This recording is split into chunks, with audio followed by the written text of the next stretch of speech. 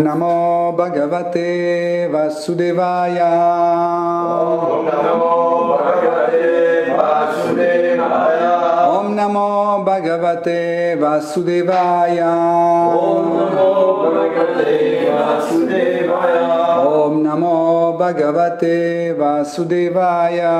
Om Namo Bhagavate Vasudevaya. Hare Krishna, bienvenue à Yoga Lyrique. Donc, nous continuons nos études de Srimad Bhagavatam. Ceux qui ne connaissent pas Srimad Bhagavatam, c'est un ouvrage très très ancien qui décrit les événements qui ont eu lieu il y a des millions d'années. Des fois, c'est difficile à croire que à cette époque-là, il y avait l'humanité, il y avait une civilisation, etc. Mais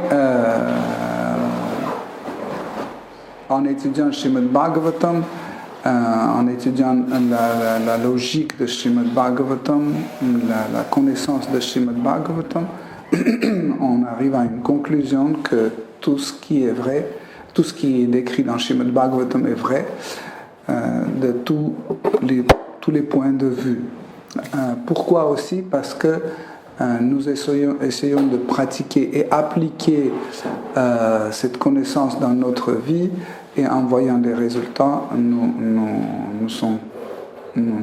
considérons que tous les événements décrits dans Srimad Bhagavatam sont des vrais événements.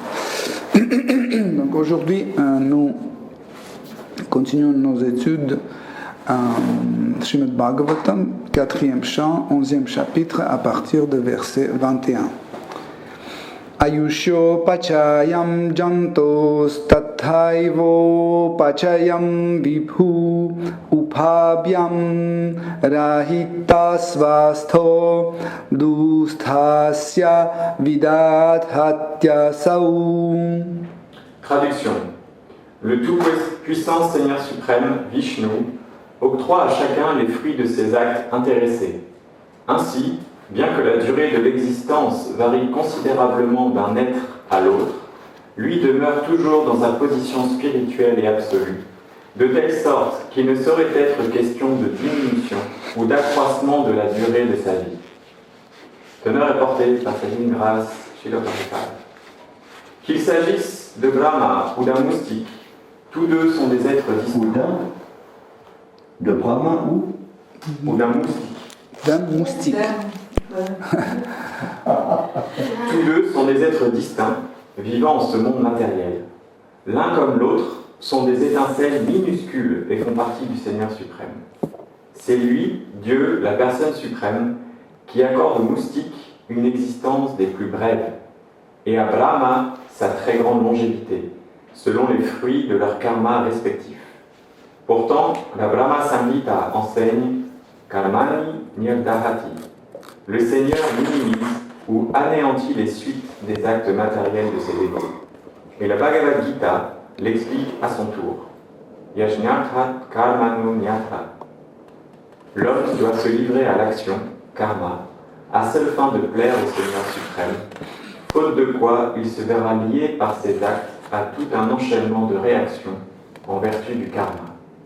Placé sous le joug des lois du karma, l'être distinct erre en cet univers sous la domination du temps éternel, et se retrouve parfois moustique, parfois Brahma. Tout homme sensé comprendra aisément la vanité d'une pareille existence. Et la Bhagavad Gita 9.25 donne aux êtres distincts l'avertissement suivant. Yanti Devabrata Devan. Ceux qui rendent un culte aux Devas iront sur les planètes des Devas, et ceux qui choisissent d'adorer les Pitas, les ancêtres, renaîtront parmi eux. Ainsi, les âmes conditionnées, attirées par les activités matérielles, doivent-elles demeurer en ce monde, alors que les êtres qui se vouent au service de dévotion atteignent la demeure de Dieu, la personne suprême, où l'on ne rencontre ni la mort, ni la naissance, ni les diverses formes de vie imposées par la loi du karma. En s'engageant dans la voie du service de dévotion, l'être distinct sert au mieux son intérêt et retourne ainsi dans sa demeure originelle auprès de Dieu. Srila Bhaktivinoda Thakur soulignait cette vérité dans cette exhortation. Ô mon ami, te voilà emporté par les vagues du temps de la nature matérielle.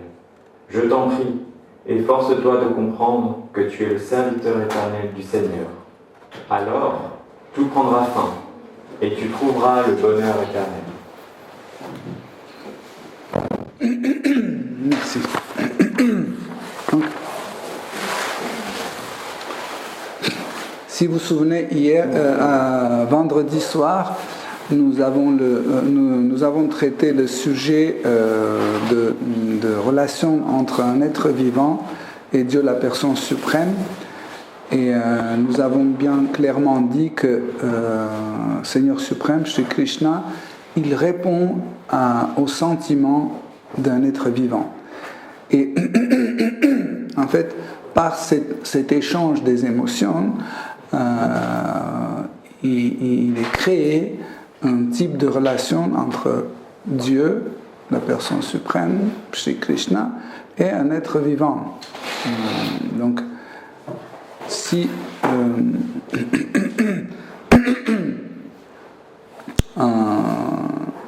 on regarde en fait comment évolue la vie des êtres vivants dans ce monde matériel, nous allons voir que en réalité aucune forme de vie dans ce monde matériel n'est pas une forme définitive.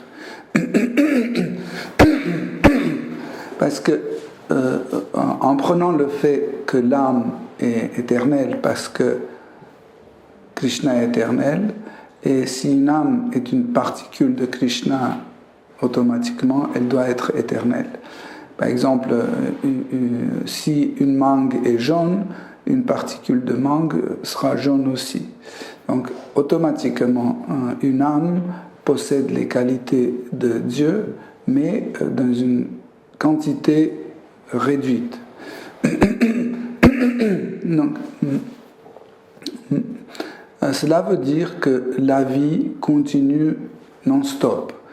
La chose appelée la mort, c'est juste un changement d'apparence extérieure, c'est un changement de corps.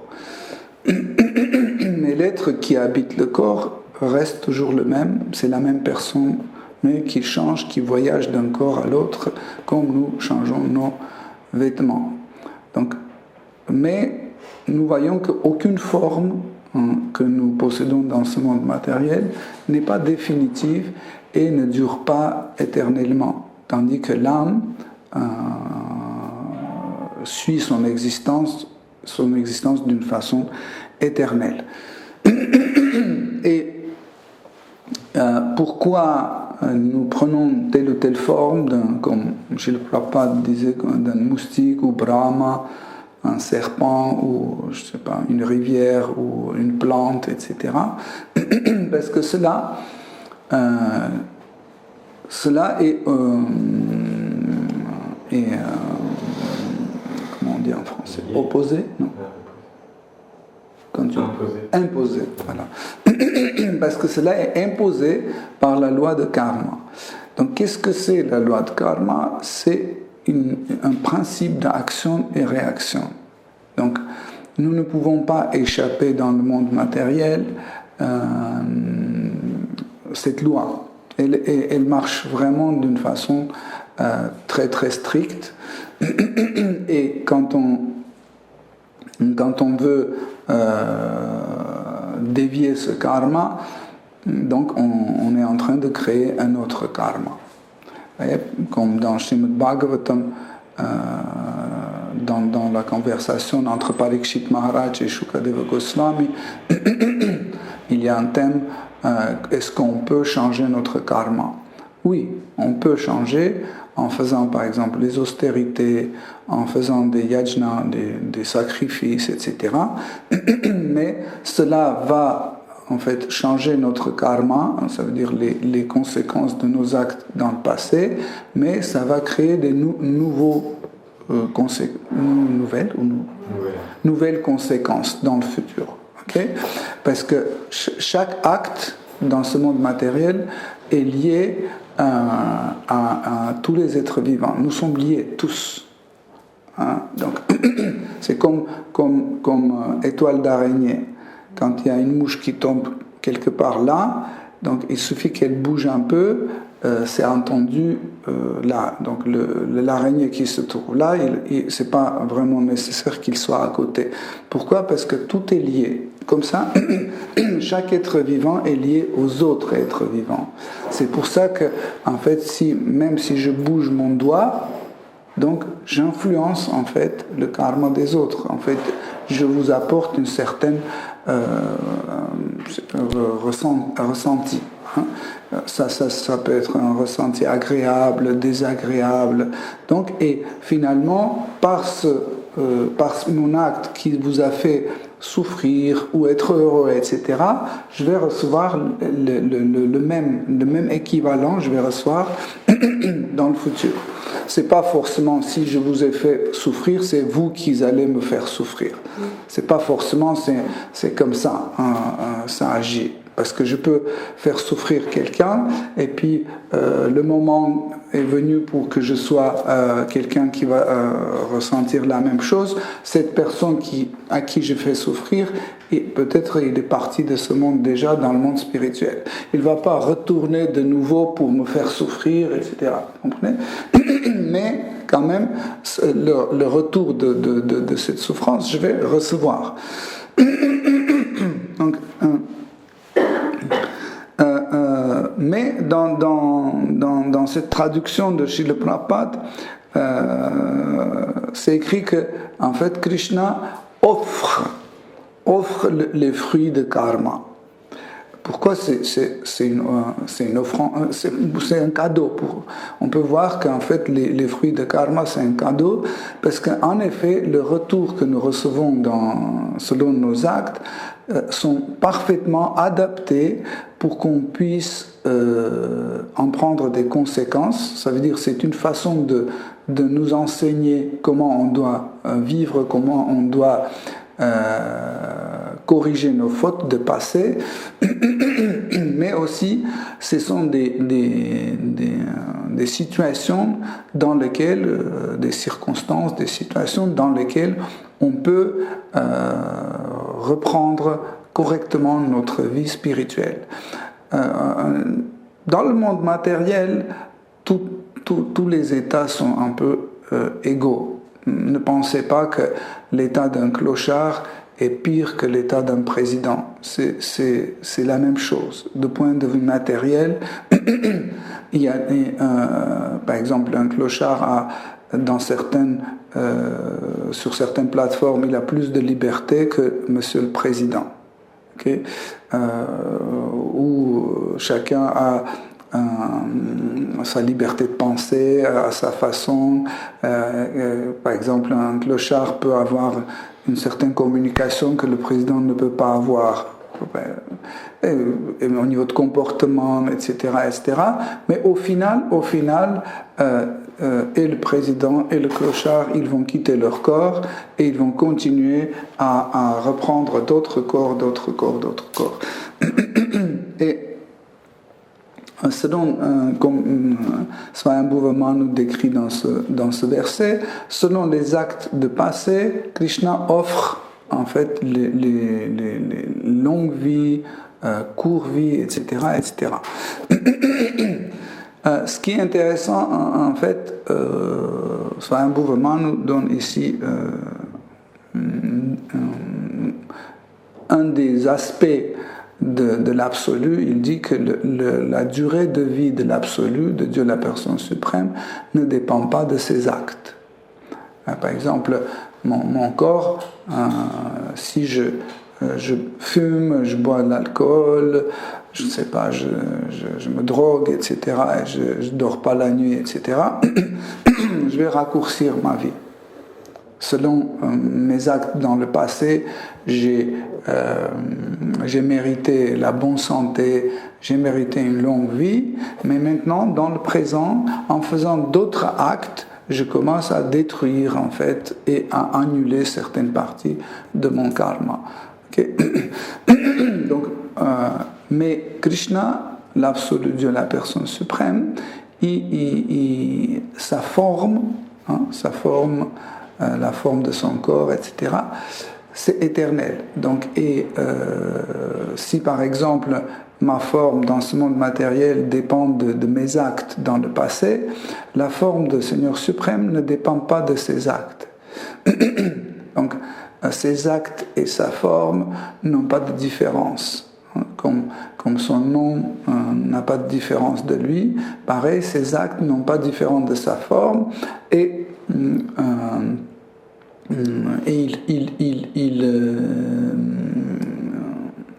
l'un présente l'autre, on peut dire comme ça. Par exemple, Krishna est appelé Giridhari, celui qui maintient la colline Govardhan. Donc c'est son nom. Automatiquement, ce nom présente la forme d'un jeune pâtre qui tient la colline Govardhan. Okay? Donc cette forme n'est pas différente de ce nom. Okay? Et l'acte de cette forme, tenir la colline Govardhan, n'est pas différent de cette forme et n'est pas différent de son nom, ainsi que n'est pas différent de lieu où ça se passe. Okay? Tout est lié. Nous ne pouvons pas séparer le nom de son acte, le corps de cet endroit où ça se passe, etc. Donc, quelle est la durée de vie de Dieu? C'est éternel. Donc, comme nous avons dit précédemment, il y a deux catégories des choses éternelles, ou appelées authentiques, ou appelées absolues, et il y a des choses temporaires, appelées relatives. Donc, les choses relatives, ils ont leur existence selon leur karma, selon le temps attribué pour leur existence, etc. Donc, par exemple, cette table va durer un certain moment et après, cette table va disparaître parce que on lui a accordé, je ne sais pas, 30 ans de vie, et 30 ans écoulés, ce programme a un type d'autodestruction. Donc, dans ce monde matériel, en fait, ce monde matériel fonctionne comme un logiciel, un grand logiciel. Tout est programmé. Par exemple, quand vous prenez un grain de riz, donc il y a un programme dedans. Vous mettez dans la terre, vous l'arrosez. Donc dès que vous l'arrosez, c'est comme si vous appuyez sur le bouton et le programme se déclenche. Et ça commence à prendre les vitamines, etc., de la terre, et ça commence à devenir cette plante. Pourquoi ça ne devient pas une tomate ou, je ne sais pas, un citronnier? Parce qu'il n'y a pas ce programme dedans. Il y a le programme de riz. Ce programme est bien précis et comme ça donne cette forme. Okay? Pareil, entre guillemets, par défaut, quand on est né dans le ventre de notre mère, donc nous sommes programmés. C'est un programme donné par notre père et par notre mère. Donc, en fait, la mère est celle qui reçoit et qui maintient le programme, et le père, c'est celui qui donne et continue à gérer le programme. Et comme ça, nous développons un corps selon ce programme, et on prend des traits de caractère de nos parents, on se ressemble à nos parents. Pourquoi? Parce qu'ils ont donné ce programme. Donc, et en fait, ce programme aussi donne une certaine durée. Comme par exemple, quand on achète un Photoshop, par exemple, donc pour 3 mois, donc 3 mois écoulés, ça s'autodétruit, on peut dire. Bon, hein? Se résilier, donc ça ne marche plus. Donc ça va vers la destruction, c'est fini. Ça ne marche plus, ça veut dire que vous ne pouvez plus rien ouvrir avec ça, fermer, etc. Donc de la même sorte, en fait, quand on reçoit le corps, ce programme a une certaine durée attribuée. Okay? Et cette durée attribuée, comme nous avons dit, en arrivant à son temps, ça commence à... ça s'arrête, ce programme s'arrête, ainsi que cette forme d'utilisation s'arrête avec. Donc, comme nous avons dit, ça peut être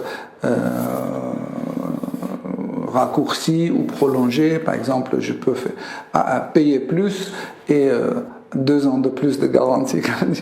Je paye 2 ans de plus et puis la durée de ce logiciel est prolongée. Okay? Par exemple, si je commence à mieux manger, mieux dormir, essayer de ne pas manger plus qu'il faut, etc., je peux ajouter quelques temps de plus pour la durée de ce logiciel d'existence. Okay? Mais Krishna, Dieu la personne suprême, c'est lui qui forme les logiciels, c'est lui qui fait vivre les logiciels, c'est lui qui donne l'idée et la connaissance de tout type de logiciel, et c'est lui qui maintient tout le système de tous les logiciels existants. Donc, ça veut dire qu'il est indépendant. Donc cette indépendance lui donne un statut particulier et unique. C'est la seule personne qui est indépendante. Tous les autres êtres, ils sont Atma Shakti, je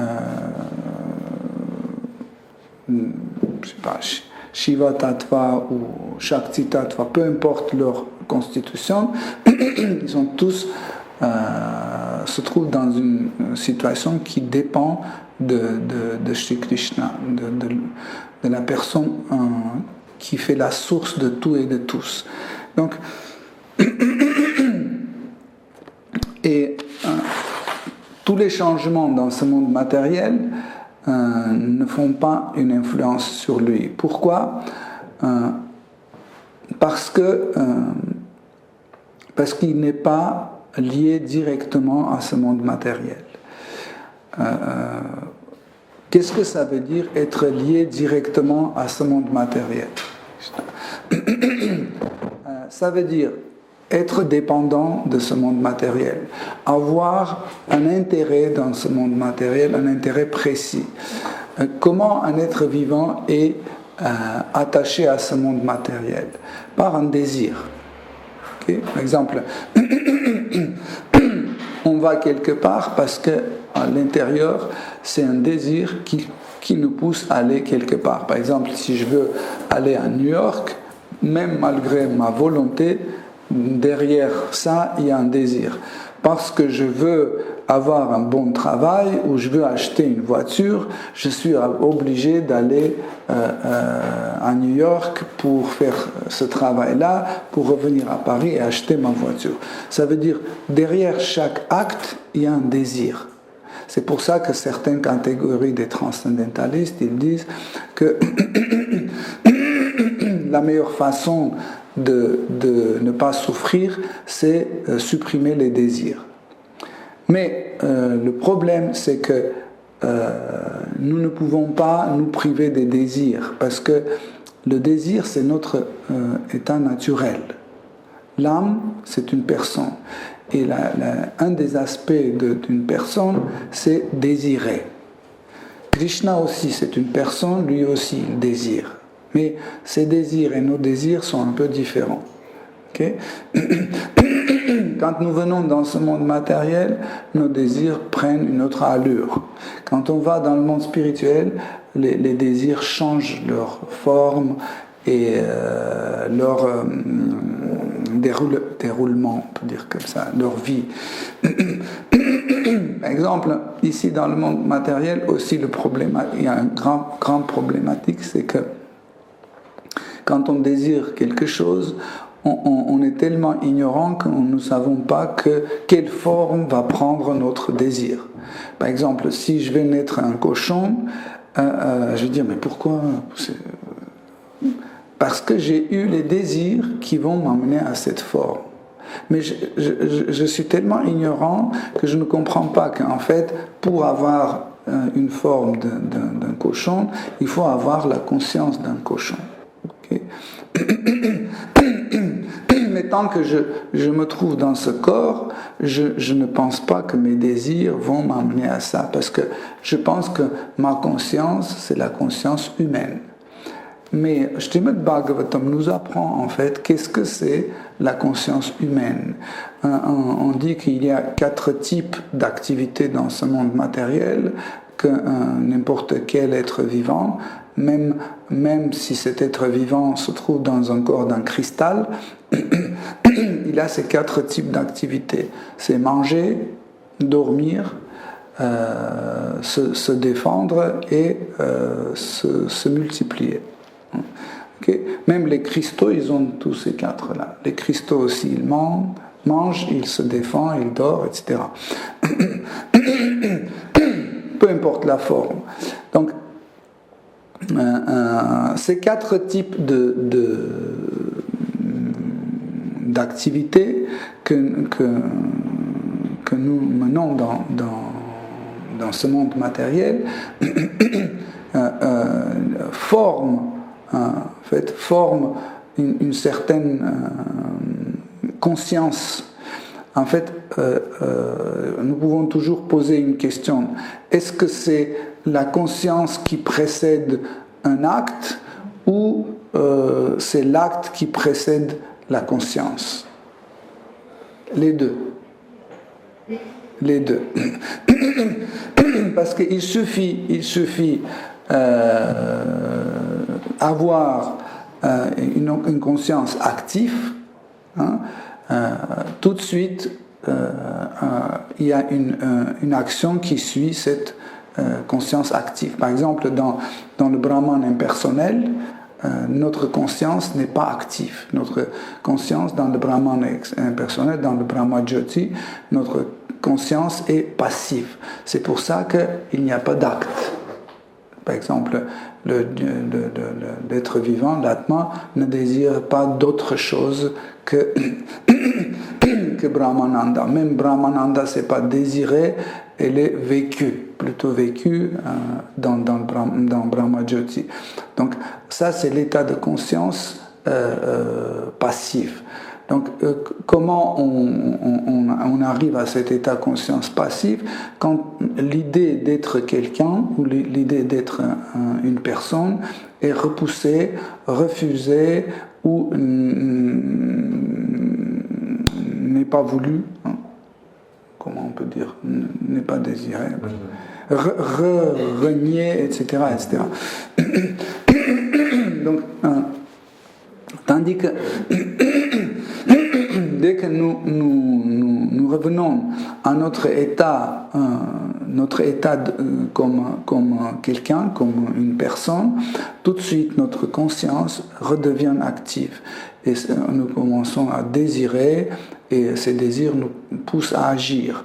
Donc en agissant, nous pouvons changer l'état de notre conscience. Tout dépend en fait de nos actions. Si nos actions sont sous l'influence de passion, rajas, ou de sattva, la vertu, ou de l'ignorance, tamas, donc l'état de notre conscience va être changé. C'est pour ça que Krishna, dans la Bhagavad Gita, nous donne des conseils comment il faut agir pour que nos actes améliorent notre état de conscience, et pas le contraire, pour que ça n'empire pas l'état de notre conscience. Donc, Krishna assure en fait que ce programme de karma marche dans ce monde matériel, et il explique aussi c'est que chaque corps, en même temps, c'est une possibilité de jouir de cette forme, et c'est une possibilité de souffrir dans la même forme. Parce qu'en fait, par exemple, si je suis un poisson, donc je peux jouir en nageant tranquille. Par exemple, l'homme ne peut pas avoir le même plaisir. Okay? Tandis que le poisson a ce plaisir de nager sous l'eau, etc. Mais aussi, ce corps que le poisson a lui fait souffrir. Pourquoi? Parce que, par exemple, s'il veut sortir de l'eau et respirer bien un peu de l'air, ou voir qu'est-ce qui se passe, voir les bananiers ou autres, il ne peut pas parce que son corps est limité. Donc, ces limites, en fait, font souffrir l'homme dans ce monde matériel. Par exemple, moi aussi, j'ai des limites. Je ne peux pas manger une fois et arrêter de manger. Vous voyez, c'est limité. Donc, je ne peux pas manger 5 kilos d'un seul coup. Je ne peux pas dormir, je ne sais pas, 3 mois, etc., etc. Donc, tout est limité. Et en fait, ces limites font souffrir l'être vivant. Donc, Krishna n'est pas touché par ces limites. Parce qu'il peut tout faire, c'est lui qui peut pousser et ramener ses limites comme il veut. Il peut prendre n'importe quelle forme, mais quand il prend telle ou telle forme, il ne diminue pas ses qualités et ses capacités. Tandis que quand un être vivant prend telle ou telle forme, immédiatement ses qualités, ses facultés commencent à changer. Par exemple, quand Krishna vient sous la forme de Vishnu, de Mahavishnu, il commence à créer les univers. Mais ça ne veut pas dire que si Krishna prend la forme d'une mouche, il ne peut pas créer les univers. Il peut s'allonger comme une mouche dans l'océan causal et de son corps vont sortir des planètes, des univers, etc. Donc, la forme ne peut jamais en fait changer ni son état ni ses facultés. Comme par exemple, quand il vient sous la forme appelé Varahadev, sous la forme d'un sanglier, et il fait ce qu'il veut, sans limite. Donc, on ne peut pas dire, mais non, un sanglier ne peut pas combattre un démon, un sanglier ne peut pas soulever la terre, un sanglier ne peut pas faire ceci ou cela. Non. Chaque forme que Krishna prend ne limite pas ses facultés. Tandis que quand nous on prend telle ou telle forme, immédiatement nos capacités, nos qualités commencent à changer. Par exemple, maintenant je peux soulever 15 kilos, mais si je prends la forme d'une fourmi, je ne peux plus le faire. Et pourtant, je suis la même personne. Okay? Pourquoi moi je ne peux pas et Krishna peut? Parce que Krishna reste toujours la personne suprême absolue. Absolue, ça veut dire qu'il a tout type de qualités imaginables et inimaginables, ainsi que il peut avoir les qualités contradictoires en même temps. Par exemple, Krishna peut être en même temps infiniment petit et infiniment grand. Il peut être infiniment faible et infiniment fort, infiniment riche et infiniment pauvre. Donc, comme ça, lui, cette position, lui, assure sa position d'absolu. Okay? C'est pour ça qu'il est absolu. Et quand l'être vivant comprend ce principe, il comprend qu'en fait, tout ce qu'il a vient de Krishna. Tout ce qu'il a, même par exemple la beauté vient de Krishna et la laideur vient de Krishna aussi. Donc, vous voyez, mais toujours l'être vivant pose la question, pourquoi Krishna, à la place de me donner la beauté, il m'a donné la laideur? Pourquoi?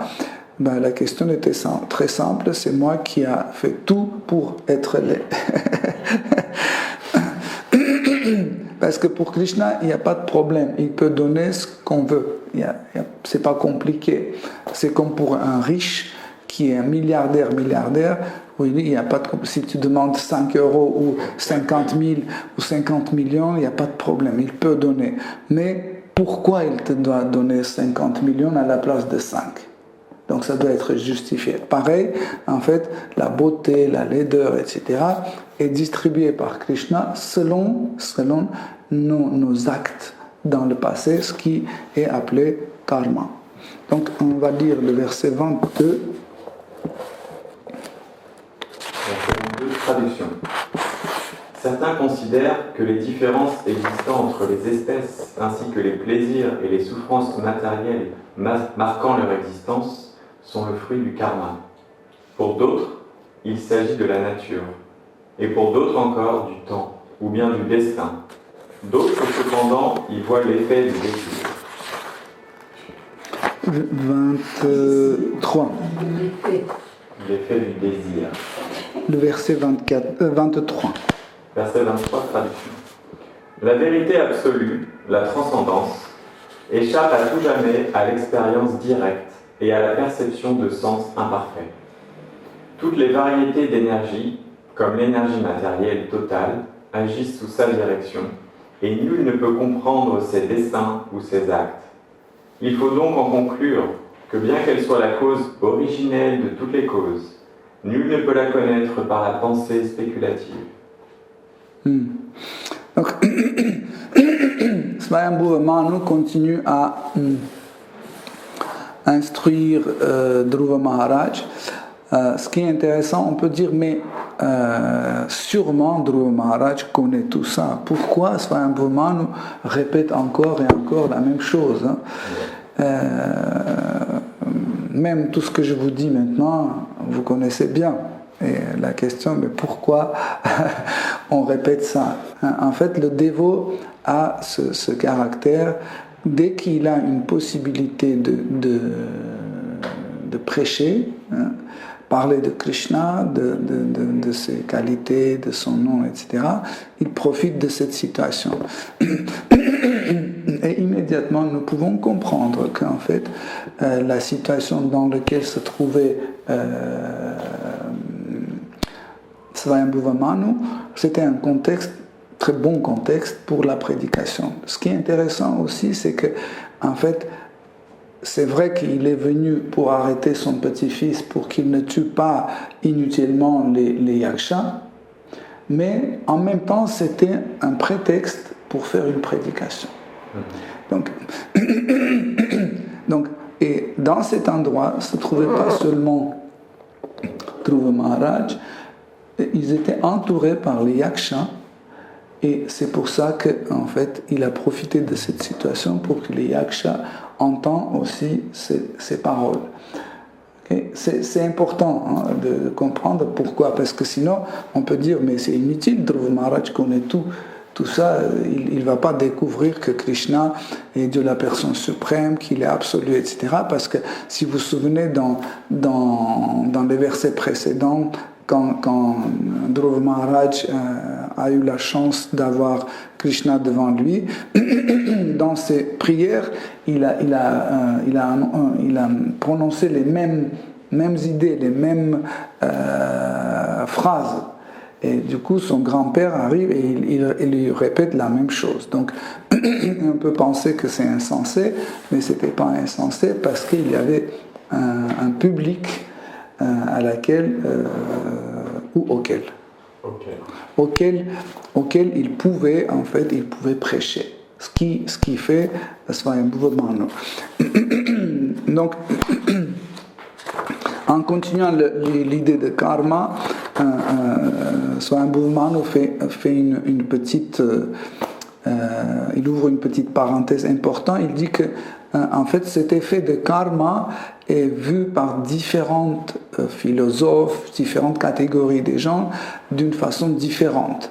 Par exemple, certaines pensent que ça c'est l'ordre de la nature. Ça veut dire nous dépendons de la nature fait leur truc et nous ne pouvons rien faire. Et ça c'est une forme de pensée. Les autres pensent que c'est ni la nature, ni les actes d'un être vivant, c'est le temps qui gère tout. Donc vous pouvez faire tout ce que vous voulez, mais le temps va venir et tout détruire. Vous pouvez, la nature peut faire tout ce qu'elle veut, etc., mais le temps va faire son truc, etc. Donc en fait, ils disent qu'il y a différentes points de vue sur le phénomène de karma. Mais en réalité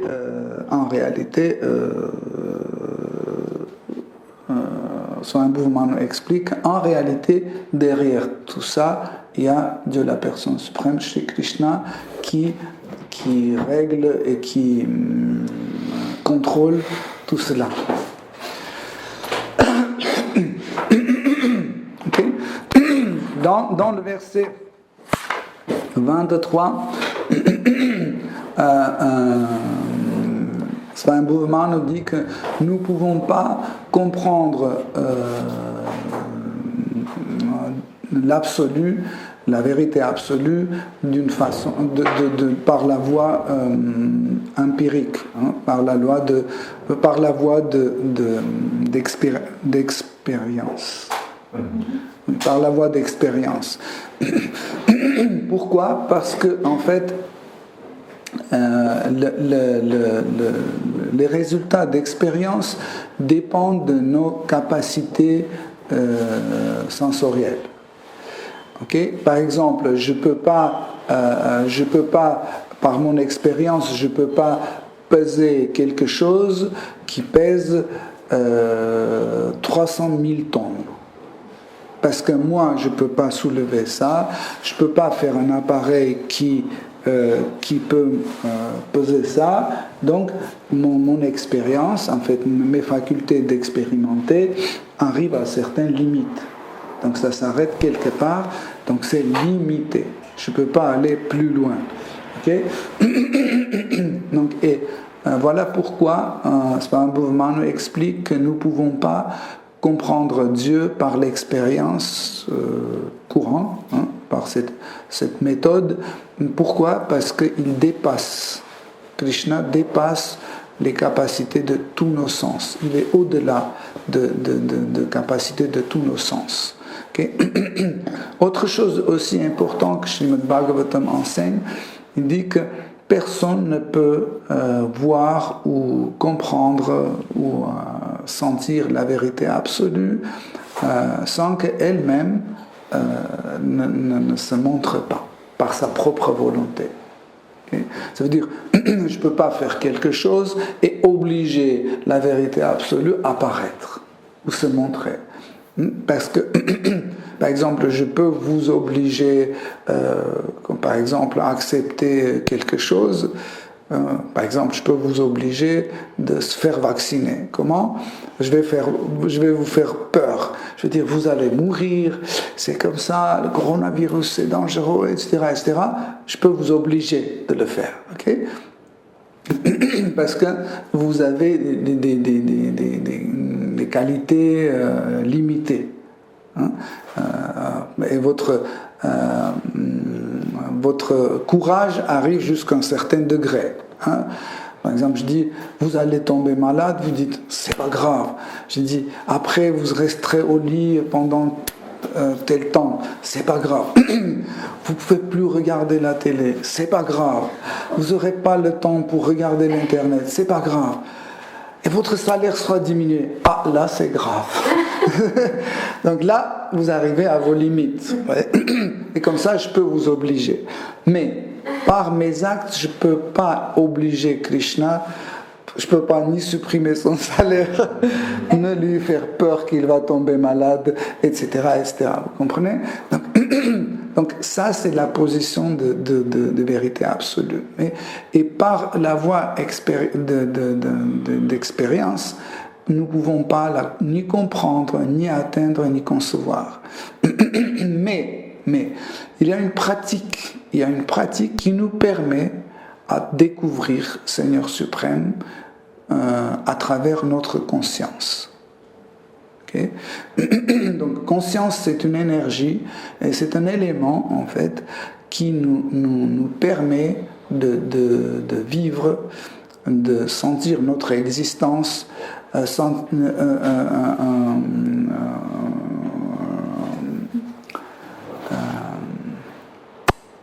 je cherche le mot. Percevoir en fait notre existence comme personne, etc. Ainsi que la conscience nous permet de rentrer en communication avec les autres êtres vivants, les comprendre, les sentir, etc., etc. Donc grâce à la conscience. Donc, et comme nous avons dit, selon la qualité de conscience, nous pouvons, petit à petit, graduellement, nous pouvons comprendre qui est Dieu, comprendre ce que c'est la vérité absolue, etc. Donc, nous avons dit précédemment que les actes peuvent précéder la conscience peut précéder les actes. Donc, et pour cela, celui qui veut vraiment atteindre la vérité absolue, il doit en fait, par ses actes, changer sa propre conscience. Donc pour cela, on commence à suivre ce qu'on appelle sadhana, une certaine hygiène de vie, une certaine façon de penser, de réfléchir, etc., etc. Quelles sont les choses les plus importantes dans cette pratique?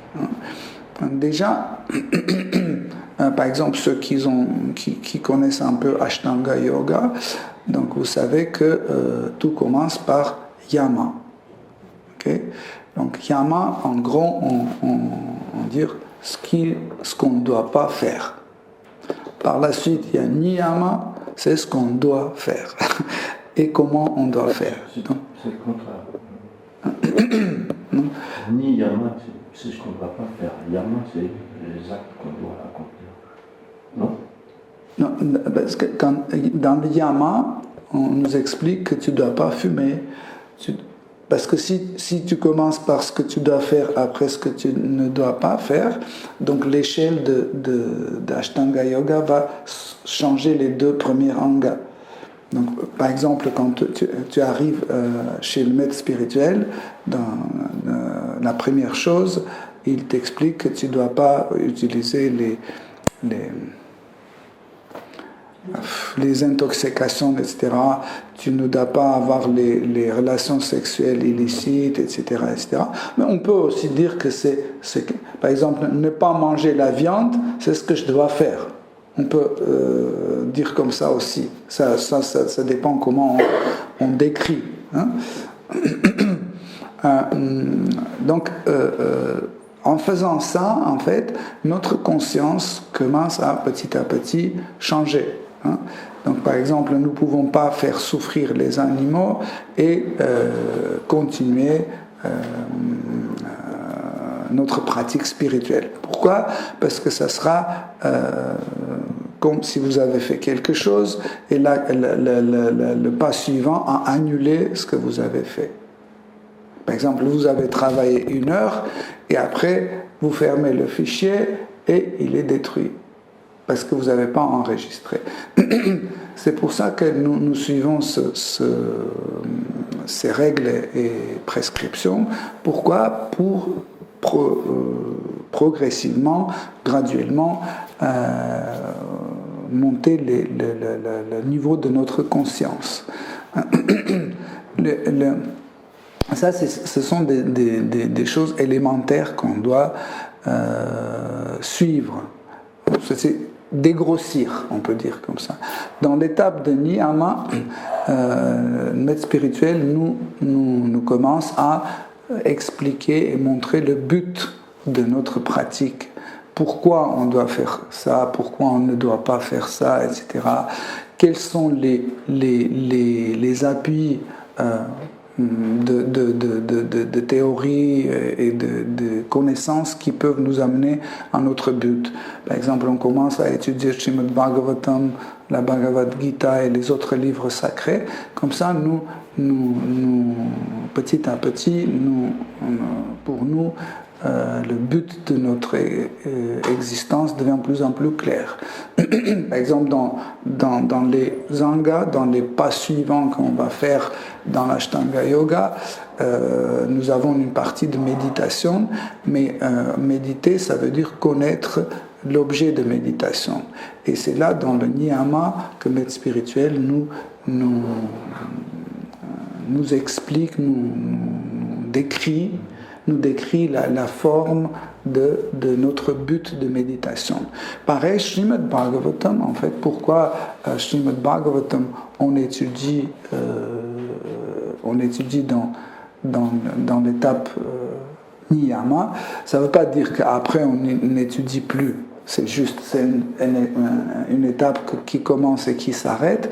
Non, c'est en fait un processus qui va jusqu'au bout. Et par exemple, yama aussi, par exemple, c'est pas comme ça. J'ai arrêté de fumer et après, quand je commence à faire les asanas, je reprends la cigarette. Non, je continue. Pareil, Srimad Bhagavatam, qu'on commence à étudier pour comprendre aussi le but de notre méditation. Ok, Srimad Bhagavatam nous décrit Dieu la personne suprême. Donc, cette description, en fait, est authentique.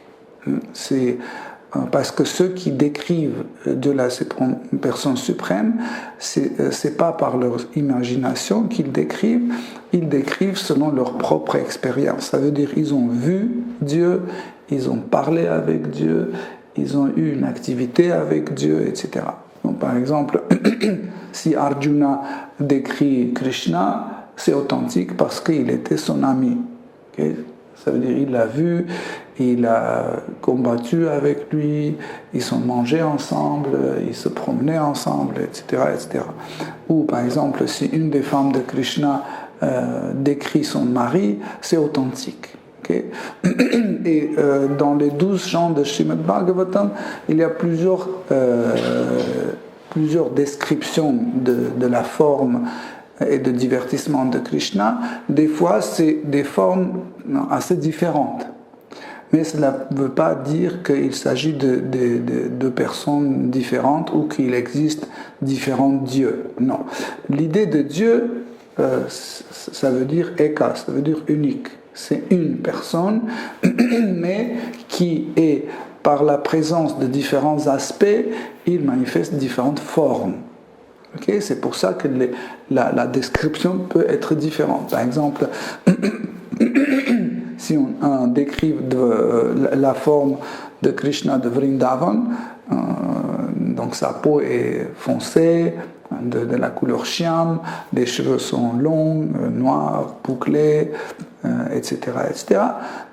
Et Srimad Bhagavatam aussi décrit la forme de Shikapiladev, qui est Dieu la personne suprême aussi, mais là il a cheveux blonds, les yeux bleus, donc on peut dire alors c'est celui-là ou c'est celui-là. La peau est blanche, on peut dire c'est lequel Dieu. Dieu ne peut pas avoir, comme si je dis en fait je suis noir et je suis blanc. On dit non, tu es ou noir ou blanc. Mais en réalité, Krishna a ces différents aspects. C'est pour ça que chaque fois, ces aspects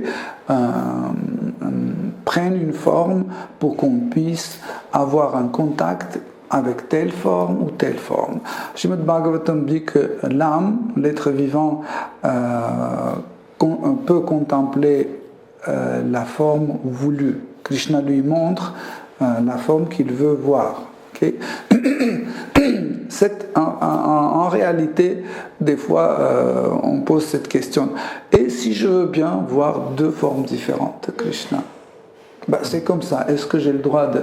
Par exemple, je veux être et le serviteur de Sri Ramachandra et le serviteur de Shri Kapiladev. Alors comment faire? Je veux et ça et ça. Donc en fait, l'âme a cette faculté d'être dans deux corps différents. Hein? Et comme ça, elle peut avoir deux corps différents dans lesquels elle peut avoir... s'abandonner par exemple un corps qui va s'abandonner à Sri Ramachandra et l'autre corps va s'abandonner à Shri Kapiladev. Donc ne soyez pas frustrés, des fois on pense que oui, mais si je veux vivre et à Vrindavan et à Ayodhya et à Mathura, il n'y a pas de problème. Donc c'est faisable, vous pouvez avoir ça. Krishna peut satisfaire le désir de tout le monde. Et c'est pas comme ça. Et moi, j'ai un désir comme ça. Est-ce que Krishna peut satisfaire mon désir? Est-ce que vous avez froid? Un petit peu.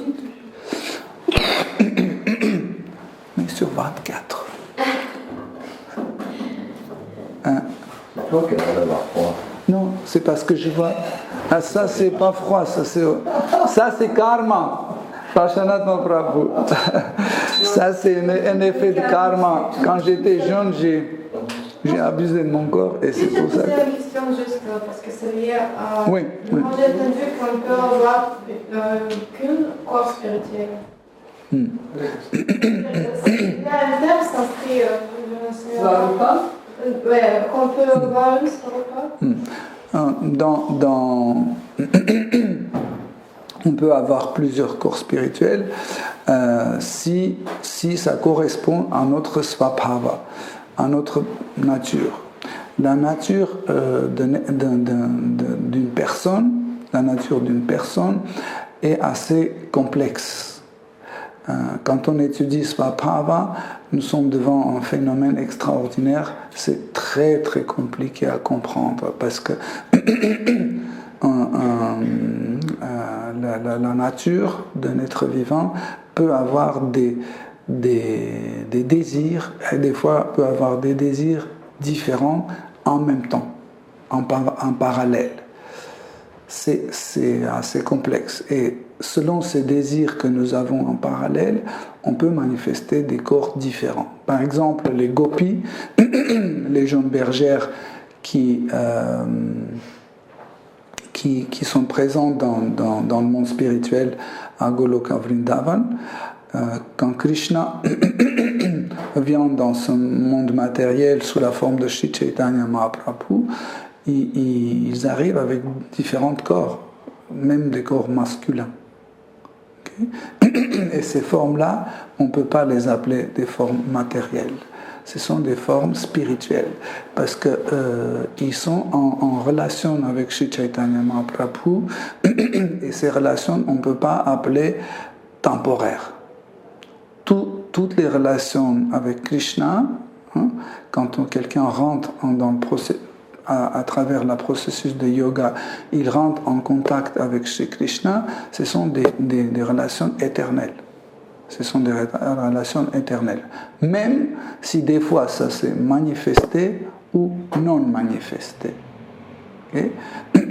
Par exemple, tu vois, maintenant, Shri Chaitanya Mahaprabhu n'est pas là sur la terre et son entourage, ses amis, ses serviteurs ne sont pas là. Ça ne veut pas dire qu'ils sont disparus, ça n'existe pas. Parce que si on pense comme ça, on peut dire que voilà, Krishna a des formes qui ne sont pas éternelles. Non, c'est éternel, sauf qu'il n'est pas manifesté en ce moment-là. Ici, on ne le voit pas. Ça ne veut pas dire que c'est disparu. Comme les Shastras donnent l'exemple du soleil, quand il y a la nuit, ça ne veut pas dire que le soleil a disparu. Le soleil est quelque part, mais n'est pas manifesté, je ne le vois pas. Pareil, les corps d'une personne sont manifestés, des fois ou non manifestés. Ou prenons un autre exemple, un des amis de Krishna, appelé Sridhama, qui est le frère de Srimati Radharani, il y a 5000 ans, il est apparu dans ce monde sous la forme de frère de Srimati Radharani, Sridham, et parce que sa sœur lui a maudit, en même temps il est apparu dans le corps de Shankachuda, le démon Shankachuda. Donc ils vivaient en même temps, presque dans le même endroit. Donc Sridhama était un beau garçon, très joli, un ami très proche à Shri Krishna, et le démon, c'était un démon qui n'avait rien à voir avec Shri Krishna, qui était contre Krishna. C'était un ami de Kamsa et qui était très laid avec les dents tordues, etc., etc. Mais c'était la même personne dans deux corps différents. Et là, je me suis souvenu que dans notre ligne, en fait, on a deux svarupas. J'ai entendu comme ça dans les jeux de Chaitanya Mahaprabhu et dans les jeux de Krishna. On ne peut pas dire deux svarupas. C'est une svarupa, mais qui a différents aspects. C'est une svarupa, une nature initiale, mais qui a des différents aspects. Parce que deux svarupas, ça veut dire deux personnes différentes. Okay? Dans le monde spirituel aussi, par exemple, une personne comme Uttava, il peut manifester différents aussi. Bon, il manifeste différents corps aussi. Par exemple, il est en même temps, il se trouve en même temps en Mathura comme un serviteur de Krishna, et en même temps, il se trouve à Goloka, dans Vraj, sous la forme d'un ami, un gopa, un ami de Krishna. Mais en même temps, il se trouve aussi comme un brin d'herbe, comme un brin d'herbe. Voyez? Et ça, c'est trois, on peut dire, en même temps, il goûte trois races différentes, en même temps, il a trois formes différentes. Mais le Svarupa est la même. C'est une seule Svarupa qui manifeste trois aspects différents. Je ne sais pas si tu as dit. Oui, Hare Krishna, si vous avez. Sur cette même lignée de questions, je me demande qu'est-ce qui se passe pour la conscience. Comment elle peut être. Comment nous, on peut être dans plusieurs corps en même temps et comment, du point de vue de l'énergie de la conscience, ça fonctionne. En fait, moi, très longtemps, je me posais toujours cette question et grâce à Saraswati Mata et Krishna, j'ai compris en fait ce phénomène. En fait, la conscience a cette faculté de ressentir des choses en parallèle. Comme par exemple, voyez, vous par exemple, vous avez froid aux pieds et mal à la tête. C'est pas la même chose. C'est deux sentiments différents, mais vous le sentez les deux. Vous pouvez les sentir séparément. Par exemple, quand vous pensez à la mal à la tête, vous oubliez le froid aux pieds. Quand vous pensez au froid aux pieds, vous oubliez mal à la tête. Ou quand vous, en même temps, quand on vous fait rire, vous oubliez l'un et l'autre. Donc, Srila Bhaktivinoda Thakur explique qu'en fait, dès qu'il y a un bhava, un sentiment plus fort, elle repousse les bhavas plus faibles. Mais ça ne veut pas dire que les autres sont disparus. Par exemple, si je ris, ça ne veut pas dire que je n'ai plus froid aux pieds, j'ai plus mal à la tête. J'ai les deux, mais parce que j'ai ce sentiment de rire très fort, qui repousse les deux autres, donc c'est temporaire. Dès que le rire, en fait, affaibli, la mal à la tête revient et l'autre revient aussi. Oui. Donc pareil, quand par exemple une personne est en même temps dans trois corps différents, par exemple, donc il peut sentir chaque chose séparément, et il peut sentir le sommet, pas sommet, on va dire quand tout est additionné, la somme, oui, somme de tout. Comme par exemple, quand on mange le riz sucré, quand on mange et on est concentré sur la préparation comme riz sucré, comme kshir, on goûte tout ensemble. Mais quand on veut savoir est-ce qu'il y a assez de sucre, on se fixe sur le sucre, on perd le goût des autres ingrédients. Ça se fixe sur un ingrédient. Mais ça ne nous empêche pas aussi de prendre plaisir de l'ensemble de la préparation. On peut sentir l'ensemble de la préparation. Et ce qui est intéressant, c'est que quand on est dans les différents corps, ces corps-là ne sont jamais liés ensemble. Même s'ils peuvent rentrer en communication l'un avec l'autre, donc ils ne sont pas au courant qu'ils sont la même personne. À tel point que même si on leur dit Yogamaya fait de telle sorte qu'ils n'arrivent pas à le mettre en pratique. Tu vois, si vous vous souvenez, on a parlé d'un sentiment Staipava, et on a dit qu'en fait Staipava il contrôle tous les autres pavas. En fait, même dans l'état de Prema Bhakti, quand on est dans Prema Bhakti, c'est Staipava qui contrôle tout. Okay?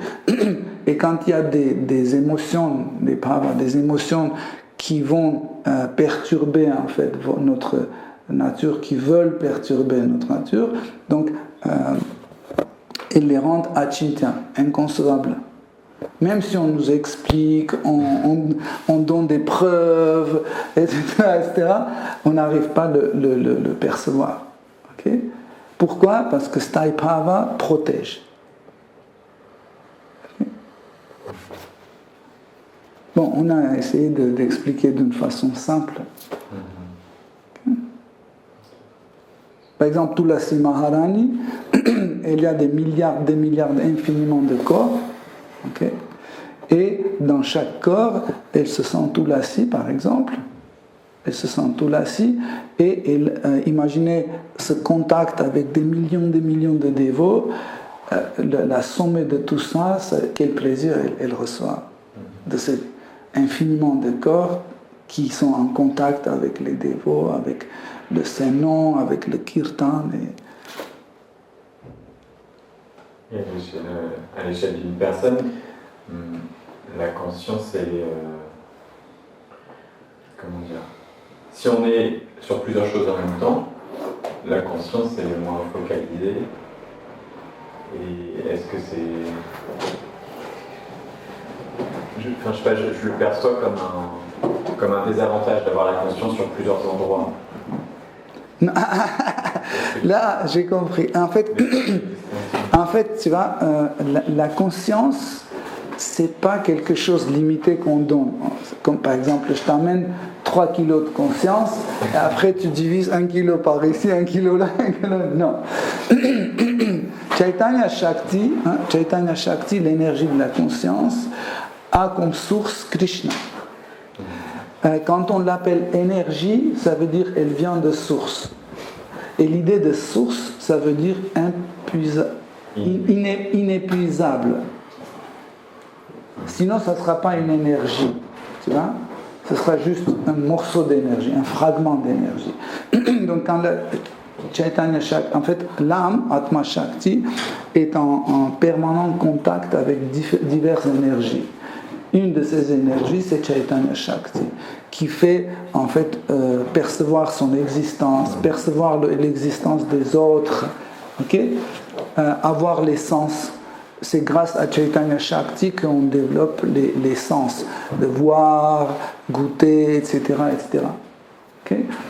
Parce que sinon, s'il n'y a pas de conscience, donc il n'y a pas ces 11 sens. 12 sens, même on peut dire 13 sens, il y a différents sens. Okay? C'est grâce à la conscience. Donc, c'est pas comme ça qu'on a utilisé et on n'a plus la conscience sur notre compte. Non. C'est qu'elle est en contact permanent avec Atma Shakti. Même dans Brahma Jyoti, même dans Brahma Jyoti, il y a toujours le contact. Oui. Mais c'est non manifesté. Si, manifesté. Parce que si ce ne sera pas manifesté, tu ne peux pas vivre Brahmananda. On vit le Brahmananda grâce à la présence de Chaitanya Shakti. Sauf que Krishna, en fait, enlève tout type de contact. En fait, il ferme en fait cette partie-là de notre expérience. Parce que si l'expérience soit présente dans la Brahma Jyoti, donc je vais dire, moi je suis différent de toi. Tu vois? Je vais sentir une différence. Et s'il y a une différence, ce n'est plus Brahma Jyoti. C'est Nirvishesha. Il n'y a pas de différence. Okay?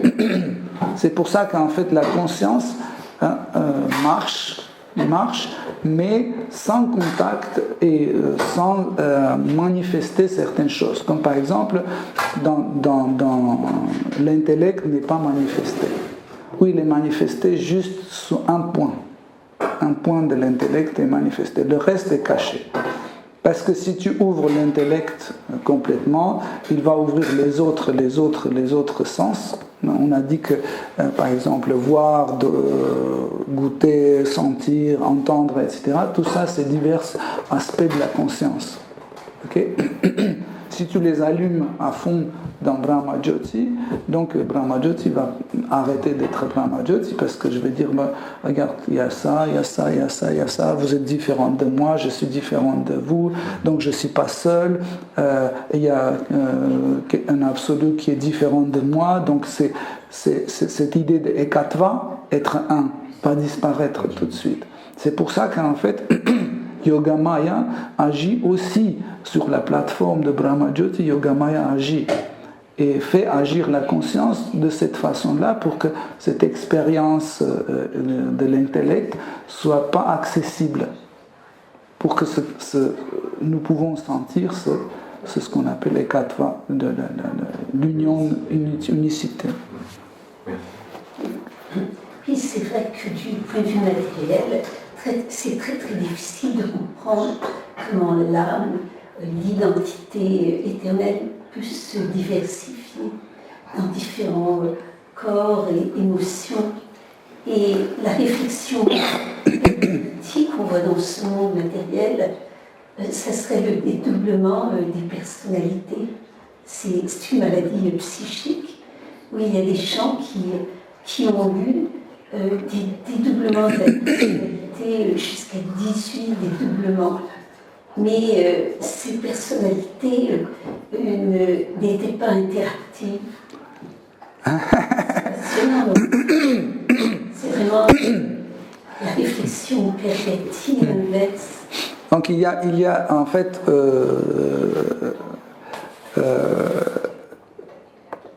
les écrits Vaishnav, ils sont infinis et ils font découvrir des choses extraordinaires.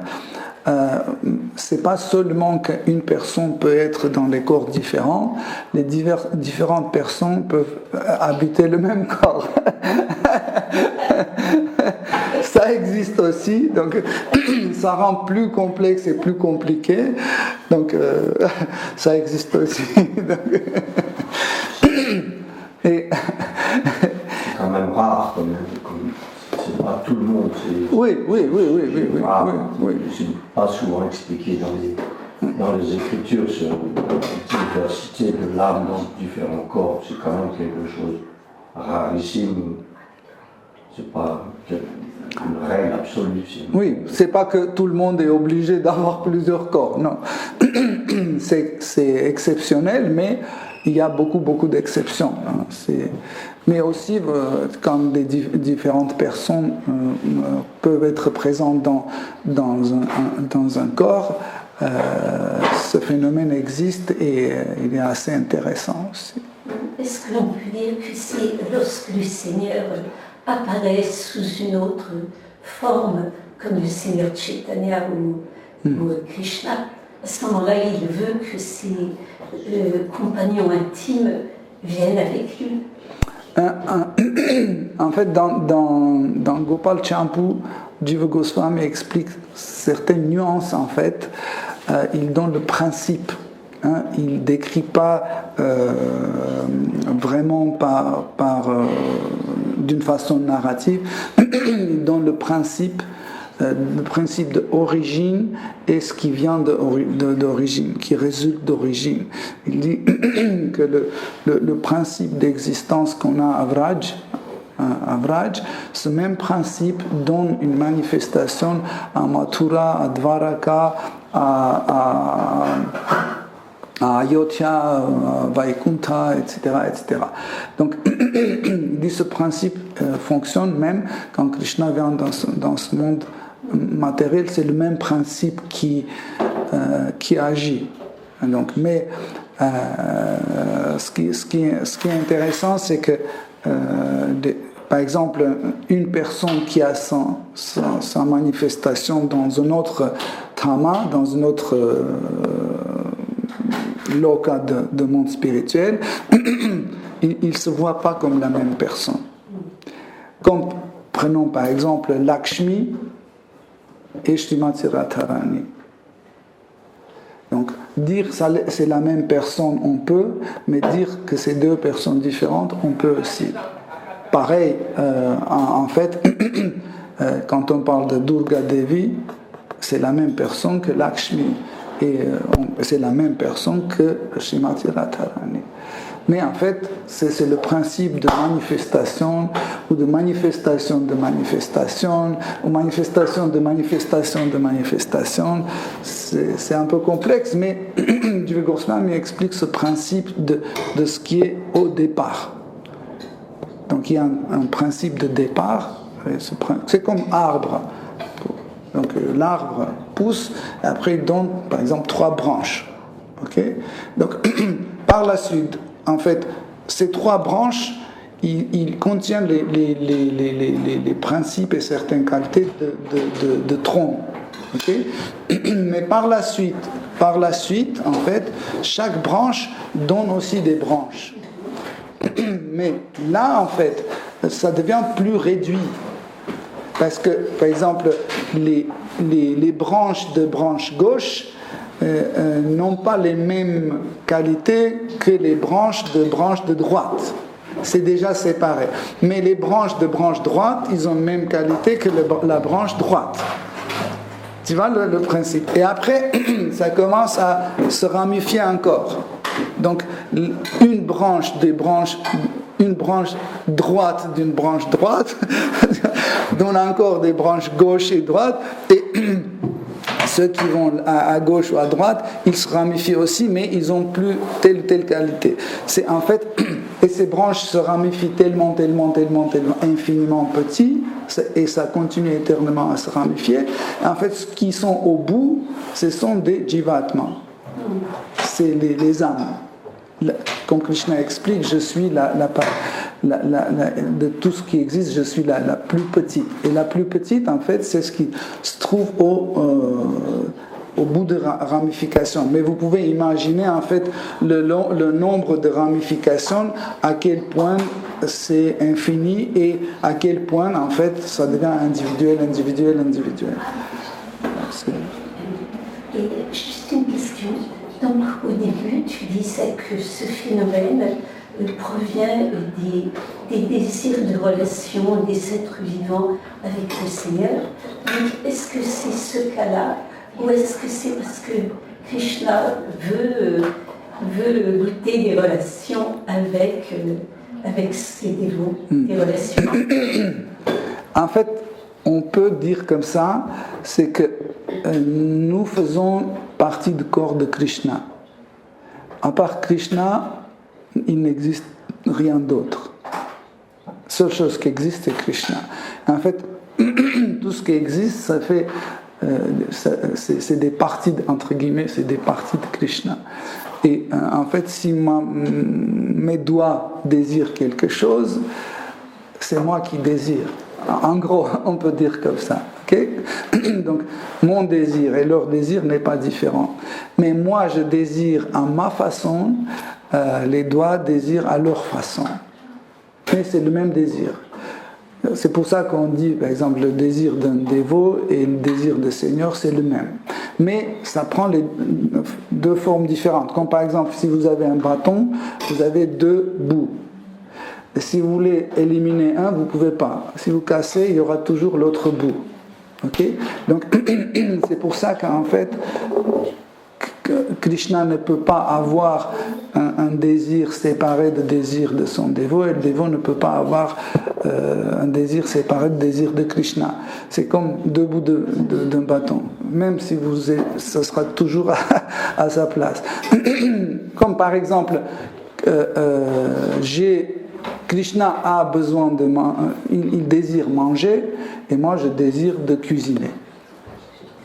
Ok? Donc en réalité c'est le même désir, sauf que moi je manifeste ce désir sous la forme de vouloir cuisiner pour lui, et lui il manifeste le même désir sous la forme de vouloir manger. Mais c'est le même désir. Mais quand on regarde, on pense que c'est 2 désirs différents, mais ce n'est pas 2 désirs différents, c'est le même en fait. Mais moi je le manifeste sous une autre forme, lui il manifeste sous une autre forme.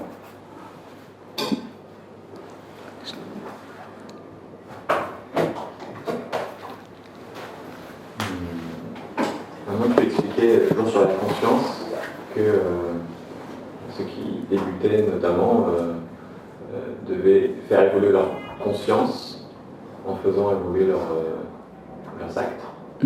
Et tu disais aussi qu'à l'inverse, le fait de faire évoluer sa conscience faisait évoluer nos actes. Et quand on commence sur le chemin de la bhakti, c'est vrai qu'au début on commence par changer nos actes et ça fait évoluer notre conscience. Mais je suppose qu'à un moment, on doit aussi être conscient de nos actes par rapport à Krishna pour que ça continue à évoluer. Exemple, arrivé à certains moments, par exemple, on va connaître un bhajan par cœur où on va rester neutre sans être dans le même état d'esprit qu'au début. On va atteindre un niveau mécanique de notre pratique. Et comment En fait, l'évolution de la conscience peut entreprendre deux voies. La voie de bhakti et la voie de jnana. Quand on entreprend la voie de jnana, en fait, la conscience commence à être plus parfaite. Comment ma logique de comprendre des choses devient plus forte. Même, je peux clairement comprendre que je ne suis pas ce corps. Je peux comprendre que Dieu est absolu, qu'il dispose de différentes énergies, il a différents aspects, etc. Je peux tout comprendre. Ça, c'est la voie de jnana. La voie de bhakti n'exclut pas ce que jnana contient, mais elle a quelque chose de plus, c'est que j'ai aussi les bhavas. Okay? J'ai les bhavas qui commencent ma conscience commence à être imprégnée par les bhavas. Okay? En fait, les bhavas se reflètent dans la conscience. Okay? Et pour un bhakta, pour que la conscience de bhakta évolue, il doit être en contact avec le bhakti, avec bhakti shakti, l'énergie de bhakti. Et où est-ce qu'on peut trouver l'énergie de bhakti? Chez un bhakta. Donc c'est comme ça qu'on peut. Ça peut être un bhakta encore, comme ça, qui vient, comme Prashanatha Prabhu, il est là. Il est amené son bhakti shakti avec nous, comme ça on peut profiter en contact et recevoir bhakti comme Mandakini Mataji. Tu vois? Juste en présence d'un dévot, un dévot qui peut plus vivre sans Krishna, juste la présence, ça commence à influencer notre conscience. Mais aussi le bhakti shakti est présent dans les shastras. Par exemple, Srimad Bhagavatam contient bhakti shakti, Bhagavad Gita contient. Donc ça, c'est aussi un contact. Okay? Donc, maître spirituel, prasad, en fait, ils contiennent tous bhakti shakti. Et en contact prolongé, en fait, notre conscience commence à évoluer. Mais comme j'ai dit, en contact avec bhakti, il va sur ce chemin. S'il n'y a pas de bhakti, ça veut dire on n'a pas cette satsanga, cette association avec les bhaktas, donc petit à petit on devient jnani. Ça veut dire notre conscience peut évoluer, etc. On peut accepter que Krishna existe, que tout est ok, même que Srimad Bhagavatam est vrai, tu vois, mais on ne va pas devenir un bhakta. Okay? Pourquoi? Parce qu'on ne va pas avoir cette attraction envers Shri Krishna. Et cette attraction envers Shri Krishna, appelée Rati, peut amener seulement quand notre conscience est en contact avec Bhakti Shakti, avec l'énergie de la dévotion.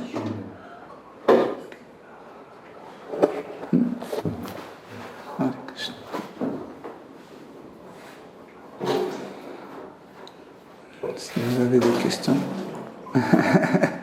ou des commentaires. Ok. Hare Krishna, merci beaucoup pour votre attention. Srimad Bhagavatam ki jai, Srila Prabhupada ki jai. Toute gloire de vos assemblées. Hare Krishna. Vancha